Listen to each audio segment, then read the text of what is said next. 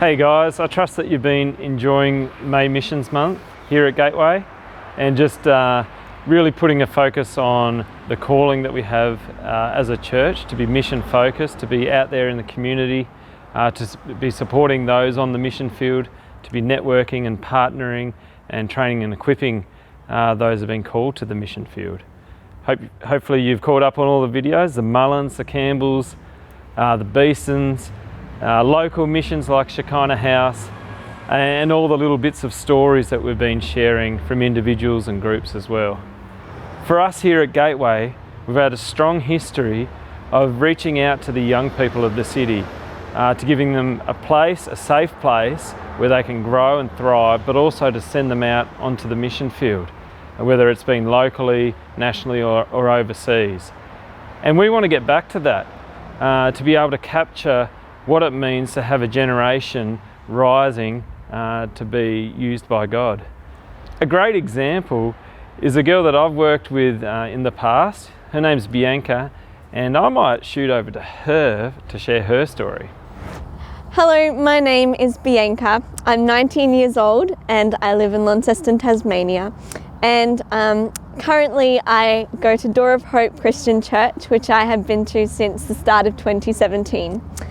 I haven't always been a Christian though, and so I'm going to share my story and how that came about, starting from about primary school, which was when I wasn't the nicest person.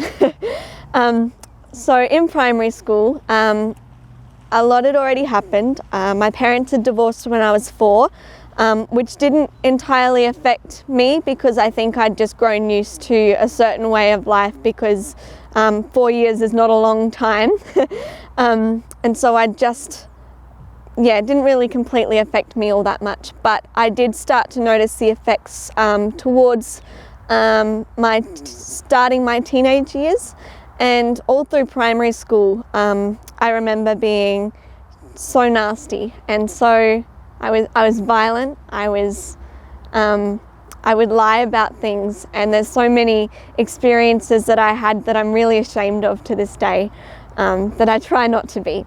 And I bring that up today because those experiences sort of came to a halt in roughly 2014 when some serious things happened. That was when my brother had started becoming very depressed. He'd been bullied for a while, and I suppose that my parents being separated, the separation itself took more of a toll on him than me. And so he didn't really know how to deal with it, and no one was really supporting him through that either.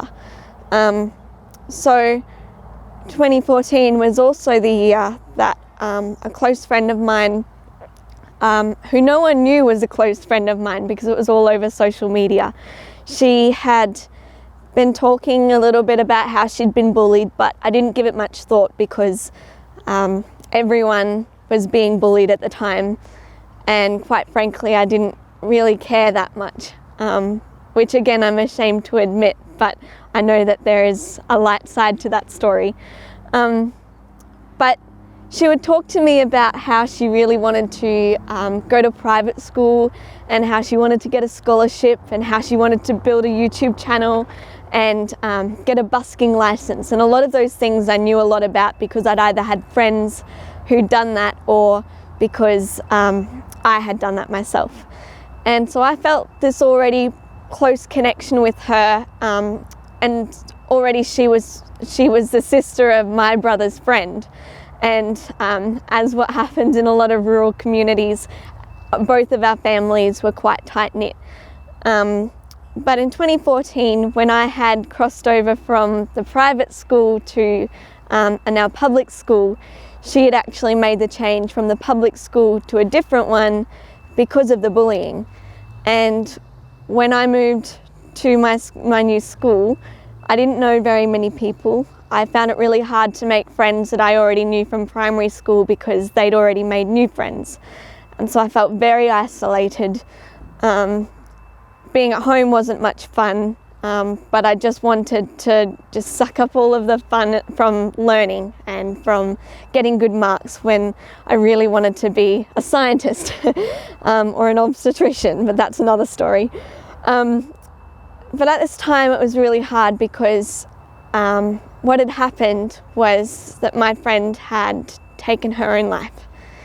And that in itself I don't think would have affected me too much had I not already dealt with so much guilt with treating people awfully.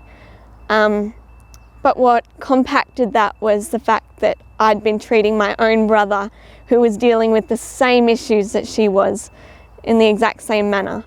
And I thought, I have to do something about this. I thought I can't live my life the same way that I have this whole time. At the time I did not want to know God one bit.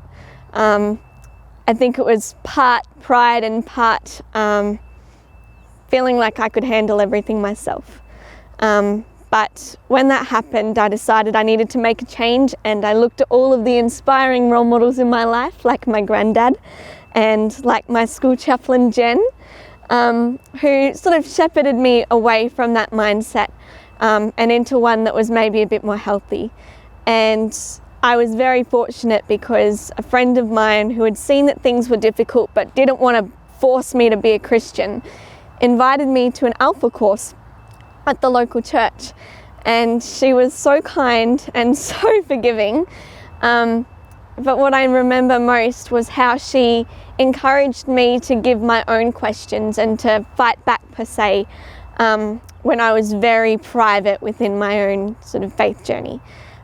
So when I kept going, I thought, I'm going to prove them wrong. I'm going to show that this whole thing is all a lie.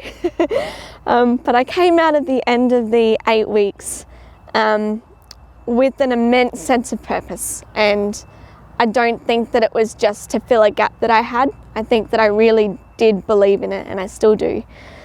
And so from that, I was looking for opportunities to care for other people. I was looking for opportunities to learn and to find good role models. And that was when I came across Fusion and the pilgrimage to Uluru, which was when I learnt so much about the Indigenous culture of Australia, and also learnt about God. I gained so many friends, and a lot of them were from where I'd already grown up. And it was just such an incredible experience because I'd never experienced anything like that.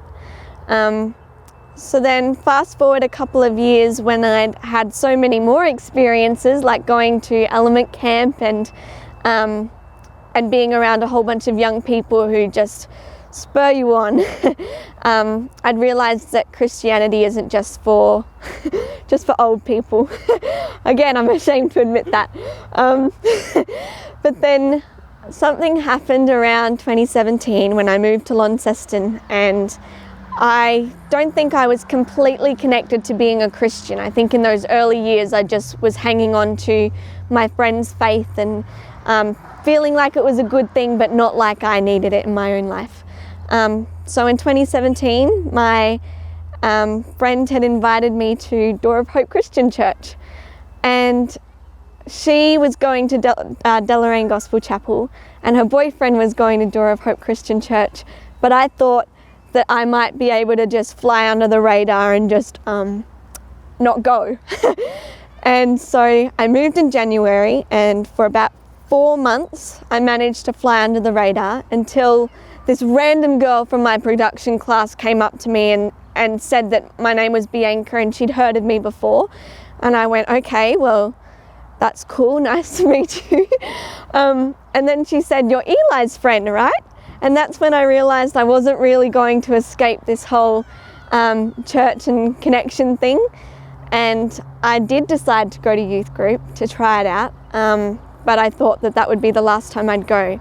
But I kept going, and I went to the services, and I went to Connect Group, which was where I ultimately gave my life to God. And I got baptised on the 19th of November 2017. And I suppose the rest, as they say, is history. But since then, I think the most important thing that I've carried with me is that sense of purpose isn't just to fill a void. It's there for a reason, and you can do so much with it. And I've learnt that being young isn't an excuse to not do anything with my life. I've learnt that all I have to do is push myself and find good people to be around, and I'm set up pretty much that materialistic things aren't important, and that I should really nurture the relationships that I've already got. And I'm so glad that I found God, and I'm so glad that I found an amazing church.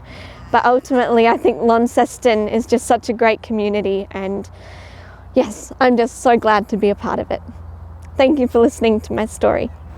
Thanks, Bianca.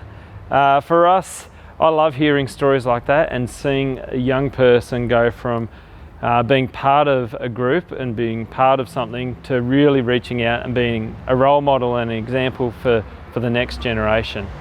At Gateway, we've decided to launch a youth ministry this coming spring. We're looking to see how that might happen and who might be part of this opportunity. But we find it's exciting, but it's also necessary. So will you join with us during winter as we prepare, but also into the coming months and years as we see a new youth ministry, an outreach, a mission field thrive in this city.